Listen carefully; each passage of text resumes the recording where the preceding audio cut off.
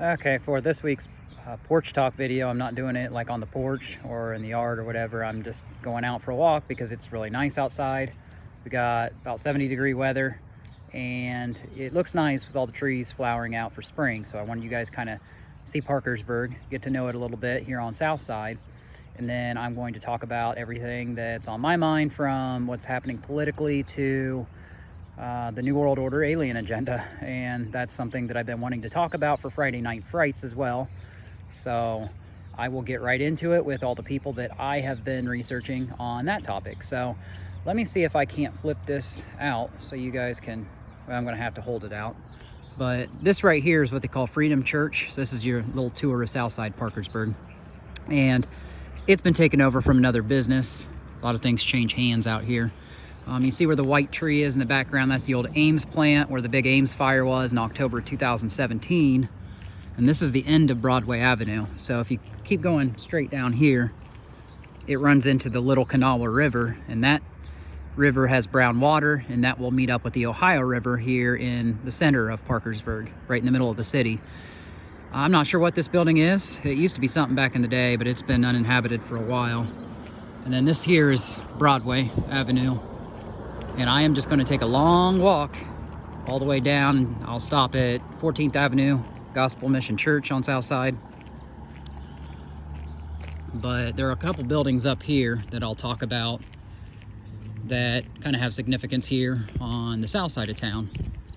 So I'll just let you enjoy the scenery, what there is of it.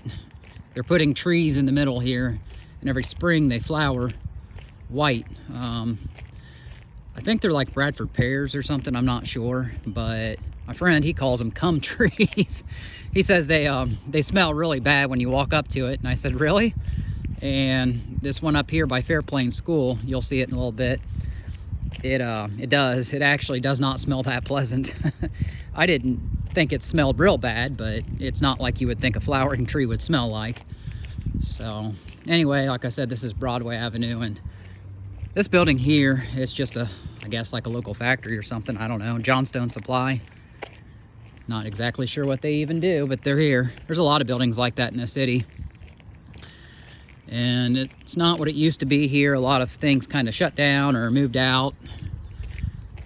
And it's an old city. You can kind of see from the bricks on a lot of the buildings out here. This is the Broadway Sandwich Shop.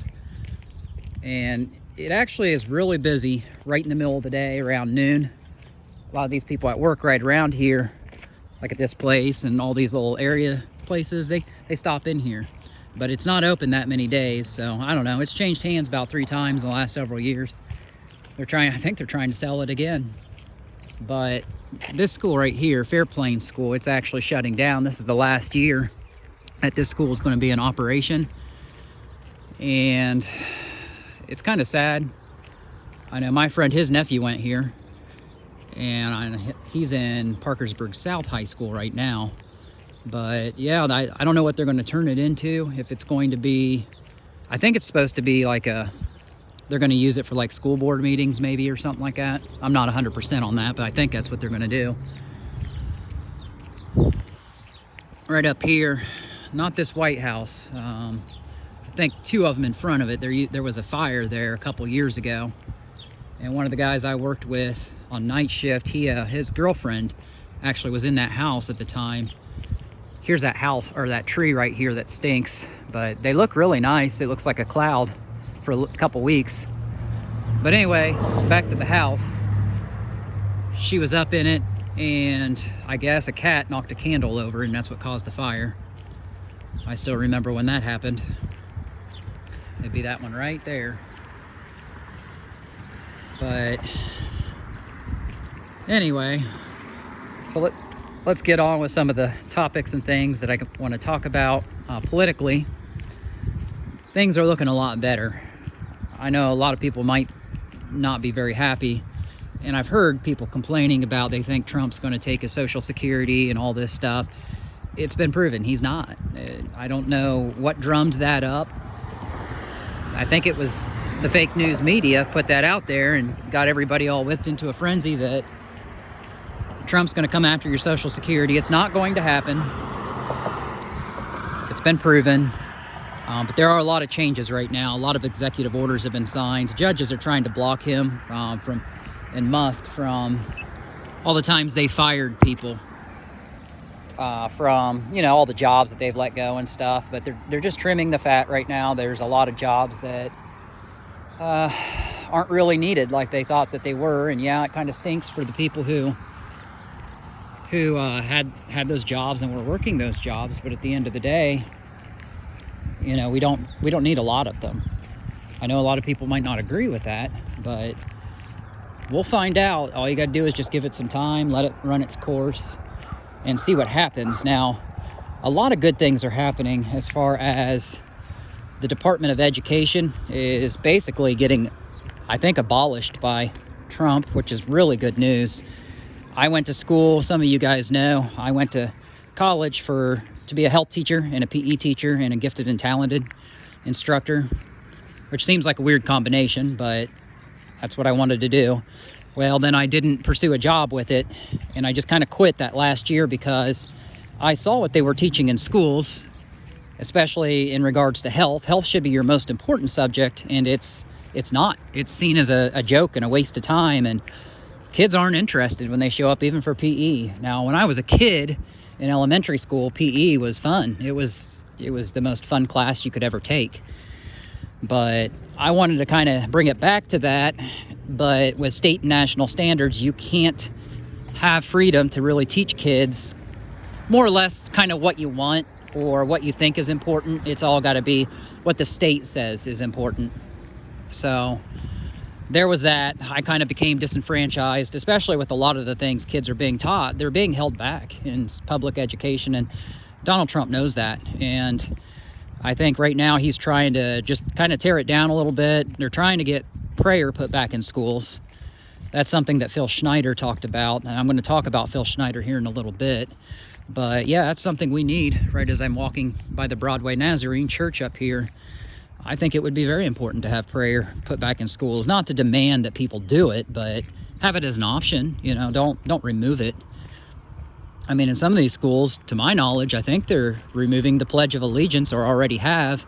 I know when I was graduated high school in 2002, we always used to say the Pledge of Allegiance, but then it kind of became a little bit phased out, more informal, and you didn't have to say it, and it was more, then changed into a moment of silence. And yeah, I didn't really like the way things were going. I mean, we're kind of taking patriotism out of schools now.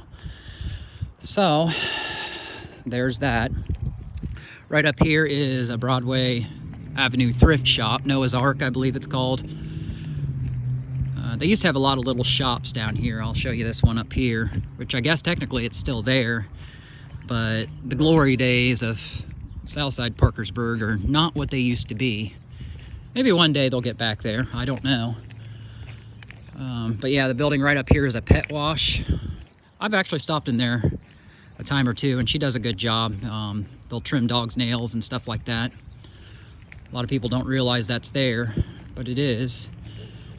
But yeah, back to what I was kind of talking about. So here's some really good news for residents of this state in West Virginia. So basically, West Virginia is one of the few states that is signing up to take the chemicals out of foods, such as Red 40 and just all the filler ingredients, where food companies don't care about your health, they care about their profits. And now food companies are basically in a tizzy. They're going to be sent into a frenzy, because when you get a state like West Virginia, it's a small state.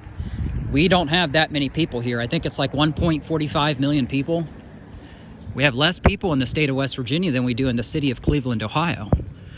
But with a state like West Virginia that says, well, we don't want chemicals in our foods, take them out. Well, now, instead of having food companies reprocess their food, set up separate plants to do all that stuff, or whatever, machines in the plants to do it separately, well, basically, they're going to have to bypass their delivery routes to not include this state. So like those food companies like Kellogg's and stuff like that are in Pennsylvania and Ohio, well, they're not going to be able to deliver over here. So basically, what they're going to have to do is it's going to force them eventually to change. Now, that doesn't come into effect, oh, I don't know, probably about another year or two. I think maybe 2028.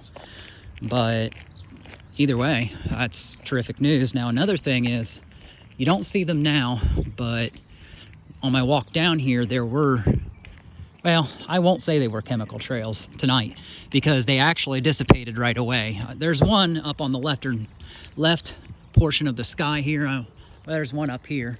That's a chemtrail. It's still hanging in the sky. But the ones that were over here actually all dissipated right away. I was gonna start my video earlier, and I probably should have, but they're all gone. Those were not chemical trails. Those were regular jet contrails.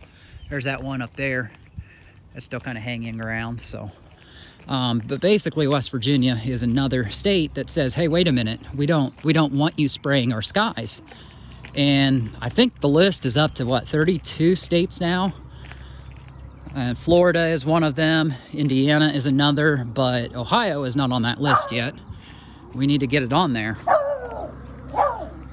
That's another state where I used to live, but so that's really good news. And I think that one is going to go into effect, if I'm not mistaken, that one's probably going to go into effect here in a couple months, I think the 1st of May, if I'm not wrong. So, no, you know what, I take it back. I think maybe you might have a year on that one. I'm not sure. I mean, it's all got to go through legal chains and all that stuff, but there's another thing, fluoride. Now, so far, all I know is that Utah is the first state that is in preliminary talks saying we don't want fluoride in our drinking water. And you say, well, what's wrong with fluoride? Many of you already know. Fluoride is what Nazi Germany used to pacify the Jews. It does several things.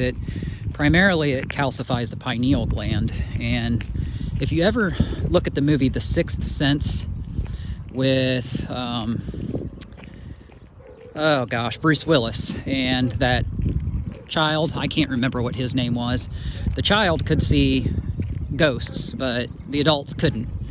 And I believe that was them telling us that, well, the adults couldn't see it because they've been exposed to fluoridation. And, you know, they spray our skies with heavy metals like aluminum and barium. People's bodies are testing all-time high in aluminum right now. I know that because my mom had her body tested and the aluminum was off the charts, and everybody's body is like that right now because we've been breathing it in. And that's one of the most toxic metals to your body. It's not just us breathing it in, it's also the plants that you see around us. They're all taking it in as well. It's like your garden vegetables and all that. And I'm not sure how to keep it out yet. There might be methods, I'm not sure. But if legislation can go through and they can stop spraying our skies, well, then yeah, that's where it is. Now, the men that they have flying these jets that are producing the chemicals that they're spraying down on us, they're single men who they don't have families, and they're being paid handsomely. I don't know the exact figures off the top of my head, but they're paying very, very well for these single men without families to do that. Largely, that's who's doing it. And the reason they recruit those individuals is because, well, if they don't have families, they don't really care about people. So they're more likely to do it. They're more likely to say, well, I don't really care that I'm poisoning people if I know that that's what I'm doing. And they know. I've seen videos in the airports where they've left and it malfunctioned and they were already spraying the crap oil on the ground, which was just a rare isolated incident, but still. So there's all that. Now, that's the good news, is if all that legislation goes through with RFK, you know, he's really the linchpin of all of this, and that's why Trump wanted him to join his team, and it was the most brilliant move of anybody I've seen on his staff. And he's got a lot of good people doing a lot of good things. Now, I know a lot of people say Elon Musk needs to go, and I'll admit I have reservations myself about his past and how he's making everything called X, which I think is really, really weird. I'm not going to lie about that, and I don't like that. But with what he's doing in uncovering all this debt right now, this is more good news for us. I think that I've been talking with some of my coworkers, and there's one really smart guy that I work with who's older than me, and he seems to believe that most Americans are probably going to get right around maybe $40,000. It will come in dividend payments. It won't come all at once, and it'll be a big boost and stimulus to the economy. But that's what he's thinking, and I think he's right, and he's not the only one who thinks that. I know one of my bosses at my other job, he seems to think that, yeah, it's the same thing. He noticed that the debt calculator, or the debt clock had changed now. Ever since Trump's taken over, there's a whole section on the bottom of that debt clock that says that it's showing all the debt that they're finding, basically, and all the corruption. If you go to debtclock.org, I believe, you'll see what I'm talking about.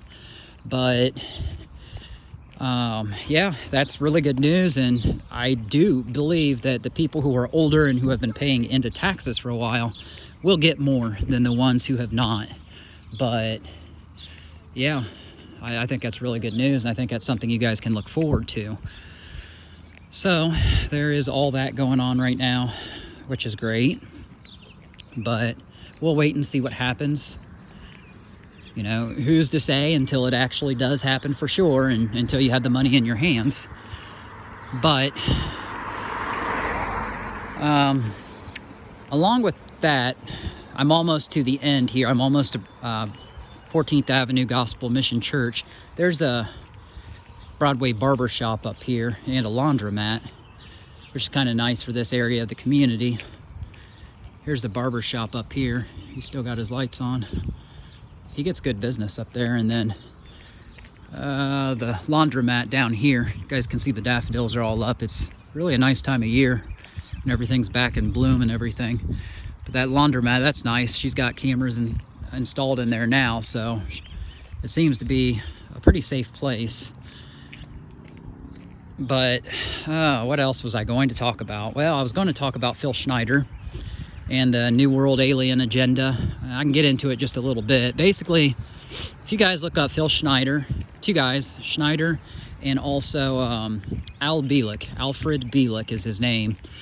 These two men were exposing a lot of things that were going on with not only our government, but also with the aliens under the ground. And Schneider was a geologist. He was responsible for boring out a lot of those deep underground military bases, most of them primarily out west for him, that he was in charge of. He was contracted by the government, the black budget, but he would basically say that he came face to face with two tall 7-foot gray aliens, and he got into a shooting match basically with them. He had a little pistol. He often says a Walter PPK with a 9 clip. He emptied the 9 clip on the two grays, and it didn't all the way kill them. So there were two of them, but he said they are mortal and they do die. And basically, as he was trying to reload his next clip, they had this amulet on their chest, or some kind of he calls it a plaque or a box. He doesn't know what it is, but it ejected radiation. I can't remember what kind of radiation he called it. It's on tip of my tongue. But he said it was emerald green in color. It was like a plasma beam. It was a particle beam weapon is what it was. Can't remember what kind of radiation he said it was, but basically it opened up his whole body. Split him right down the middle. His toenail singed off. I mean, he just had a nasty scar. He was in radiation intensive treatment for, I can't remember how many days he said. I want to say 140 days, but it gave him cancer that he never did recover fully from. He had it, and he was speaking out like crazy to try to tell this story because he knew he didn't have much time to live. Well, Al Bielek, he was part of the Philadelphia experiment, and as crazy as this is going to sound, he actually was involved in, I'll flip it around to me because I got to my destination. He was involved in time warping and basically age regression, and also invisibility cloaking and all of that stuff. So the Philadelphia experiment, for you guys that don't know, most of you probably know something about it. It was that ship, the USS Eldridge, that was docked out in Philadelphia Harbor in the Navy shipyard. And Al Bielek and his brother, basically, they were, I don't know how to put this, they were he was reborn into a different person. So we know him as Al Bielek, but he was like, I don't want to say reincarnated, he was age regressed back down to 1 year old and put into a different family. Well, as crazy as that is, basically, it was done through time travel, and they can manipulate things. He knows about all this technology and equipment down there. But on the Philadelphia experiment, basically it was him and his brother under a different name. Alexander Cameron Duncan Jr. was his first name before he became Al Bielek. And then his brother Duncan Cameron. They were on that ship. Well, it was operated with equipment from Nikola Tesla, Albert Einstein, all these famous mathematicians. They all got together and discovered how to do this equipment and put it together to do, the goal was to become invisibility to radar. This was in the World War II with Nazi Germany and their U-boats and all that stuff, submarines. That was the goal. Well, they also accomplished invisibility to the eye as well. So basically, and the Navy demanded that they do this. Tesla dropped out. Nikola Tesla dropped out. He said, you're not giving me enough manpower. They went on with 16 sailors and 5 captains. And then, of course, among those 16 sailors was Alexander Cameron Duncan Jr., or Al Bielek, as I've been saying, and Duncan Cameron, his brother. They actually had a third brother by the name of James, or Jim Cameron, but he would come around in the second phase of testing for the Philadelphia experiment, and this was it. This was the second phase of testing when they flipped the switches, and they said for the first 70 seconds or so, maybe 90 seconds, everything seemed fine. There were 4 Tesla coils on the bottom part of the ship. They were pulsed. They were pulsed, okay? And they had a lot of amperage coming through. So I think Al Bielek would say that the normal radio broadcasting amperage would be 50,000 watts on your AM stations at night. And on this ship, the USS Eldridge for the Philadelphia experiment, each coil was generating 2 million watts each. So there were 4 of them, so 2 times 4 is 8 million watts, but he said it was even more than that because they were pulsed. And basically, since they were pulsed, it was way too much, and as a result, the ship became invisible to both sight and radar. And for the first 70 seconds or so, they said everything seemed fine. Well, then they tried to flip the switches because all of a sudden things didn't seem like they were fine anymore. The ship became enveloped in a green haze. It became invisible to sight and radar. And then things just didn't seem right at all. So they tried to flip the switches. Well, they couldn't. They were frozen. They were locked in place. So they tried to get them flipped any way they could, and they couldn't get them down. So it was time to abort mission. Well, they decided they were going to jump off the edge of the USS Eldridge. And a lot of guys were kind of scared at this point because you couldn't even see the water that was under the ship. But nonetheless, they jumped over, and they said when they jumped over, they didn't actually feel themselves going into water. It should have been there. It was just invisible. But they went down. Well, they were doing time displacement techniques. They were messing with things that they didn't understand. And they basically jumped into a time tunnel, is what he calls it. And that time tunnel, they didn't know it at the time, but they came to, and they were standing on a beach of Montauk Island, New York. And they went, and immediately there were helicopters over them. They didn't know what helicopters really were because in 1943, when the USS Eldridge was going on, helicopters were just being tested. Okay? They've heard about them, but they've never saw one flying over them. Well, all of a sudden, here they are on the sands of Montauk Island in New York, and these helicopters are swarming them. A couple of them, they said, with spotlights. And there's an X-Files episode that kind of hints at this, and I'll show you guys that in future videos that we put up on this channel. But basically, the helicopters put their spotlights on them, and military swarmed them and said, you have to come with us. So they went down in an elevator shaft, and long story short, they met up with this old guy, and they didn't know who he was. He had white hair, and he says, "Welcome, we've been waiting on you." And here they were. It wasn't 1943, it was 1983. And it was 2 days after my birthday. My birthday was August 10th of 1983. Well, this happened to be August 12th of 1983. That's when the United States Navy said that's a dead hard set date. You have to do it by this time. And if you don't do it by this time, then it's a wrap. And they pressured them, so they did it by August 12th. Well, they went from August 12th of 1943 on the USS Eldridge to through a time tunnel all the way. And they didn't know they were doing this. They just decided to jump overboard. And they appeared in Montauk Island with the same guy with white hair who was 40 years older. What was his name? I should remember. Right now, it's evading me, but I'll talk about this on another video for sure. I'm going to get all my notes compiled, and I'll give you the whole comprehensive thing. This is just an overview. But Alfred Bielek has an amazing story to tell you guys, and there's so much more than this. But basically, what happened from there was his brother and him were both sent back to destroy the equipment on the USS Eldridge, because they said that it opened up a hyperspace bubble that's still there, and it could potentially destroy Earth in itself. So they had to destroy the equipment. So they went back and did that. Well, his brother, after they destroyed the equipment, they saw these soldiers. 5 soldiers were fused into the deck on top of the ship, the deck of the USS Eldridge. 2 of them were into the actual floor, I guess you would say, the deck. 2 of them were into the mast bulkhead, and another one, a 5th one, had his hand stuck in the bulwark, they said. That guy survived. The other 4 didn't. And the guy that survived, he had his hand cut off and an artificial hand put on, and that was that. But his brother Duncan said, "I don't want any more of this. I'm going back." So he went back into the time tunnel to 1984. Well, Alexander Duncan stayed.